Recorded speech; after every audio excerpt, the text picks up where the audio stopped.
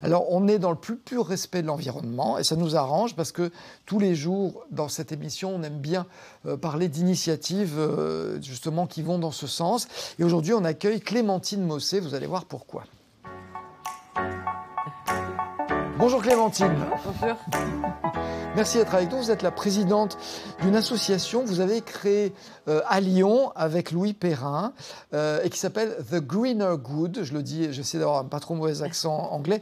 Et vous le traduisez comment d'ailleurs? Tiens, question piège. Alors ça vient d'une expression anglaise qui est for the greater good, qui veut dire pour le bien commun. Et là, on ajoute une dimension écolo pour dire, en fait, justement, pour rendre notre avenir meilleur, on va devoir forcément passer aussi par un changement dans nos modes de vie, dans nos sociétés pour aller vers plus d'écologie. En étant meilleur, enfin être meilleur en étant un petit peu plus vert. L'idée c'est ça. L'objectif, c'est que nous menions tous une vie éco-responsable. Et ça, ça passe par des changements dans nos habitudes. C'est ce qui va être le plus difficile. Et quels changements sont les plus importants? Alors en fait, on peut faire beaucoup de choses à notre échelle. Déjà, se questionner sur nos modes de vie, sur ce qu'on va consommer et aller aussi vers plus de sobriété parce qu'aujourd'hui, on est appelé par toutes les sirènes de la surconsommation, la publicité, les centres commerciaux, etc. Alors qu'on n'a pas forcément besoin de s'encombrer chez nous de tout un tas de possessions. Donc déjà, c'est de se réinterroger sur est-ce que finalement j'ai besoin d'aller consommer tout ça et est-ce que ça va m'apporter vraiment du bonheur? Est-ce qu'on a besoin d'avoir 50 pulls verts? Je ne suis pas sûr. Non. Un ou deux suffisent. Et puis quand ils sont usés, on les change, mais ça se fait plus malheureusement. Voilà. Alors, le meilleur moyen que vous ayez trouvé pour sensibiliser la population, c'est d'organiser des manifestations et notamment un festival. Alors la prochaine édition de The Greener Festival, on décline la chose, aura lieu les 2 et 3 octobre. Ça se passe dans le quartier de Montchat à Lyon, c'est dans le 3e arrondissement. Alors ce sont à la fois des conférences et des ateliers pratiques. Qu'est-ce qu'on va apprendre dans ces ateliers ?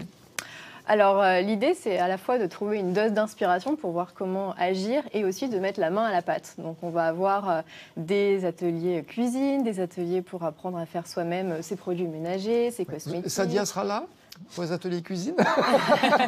Moi, j'ai déjà participé 3 fois à ce festival et c'est vrai que j'ai amené mes enfants où ils ont pédalé pour faire leur soupe. Oui.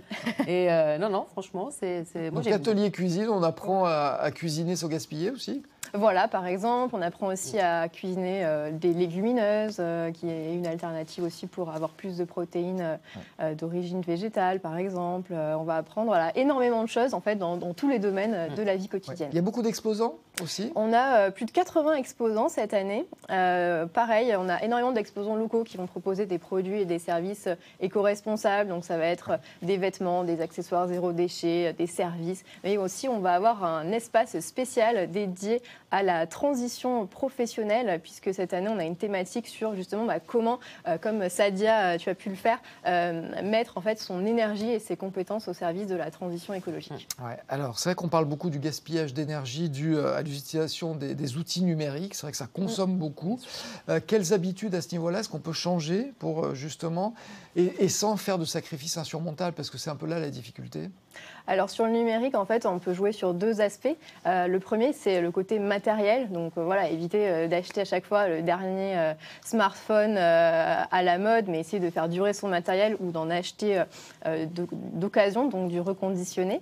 Et puis d'autres conseils, c'est plus le côté sobriété numérique dans les usages, c'est-à-dire éviter de regarder en permanence des vidéos YouTube ou de stocker énormément de données dans le nuage, dans le cloud, parce que en fait, ça c'est stocké sur des serveurs qui tournent en permanence et qui consomment beaucoup d'électricité et d'envoyer des mails et des mails et des mails, parce que ça aussi, chaque fois qu'on consulte un mail, on consomme du courant.